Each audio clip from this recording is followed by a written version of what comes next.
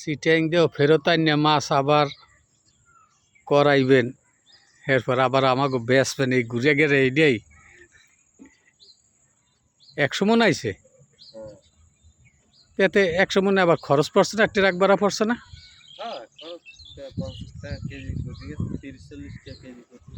30-40 টাকা, হ্যাঁ, পরে আবার যাইবে 30-40 টাকা খরচ, তো লস তো মেলা বাজে গেছে না?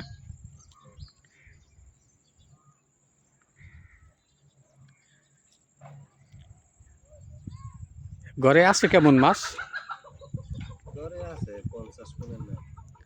তাহলে তো মিলাইয়া একটা কাজে আনা যাইবে এনে। আর এর রাবিশ গেলে কোনো সময় টাকা আইবে না, রাবিশ হইলে এককালে ব্যস্ত যাইবে না, যাইলে সেইটা হইলে রাবিশ।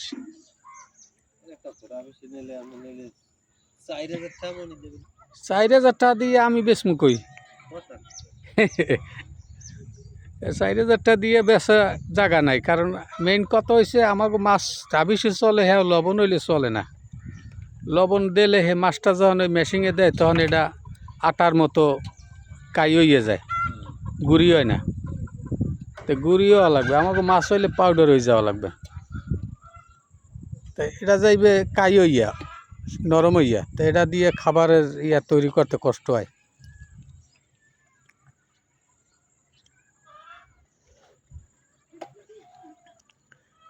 যাই হোক,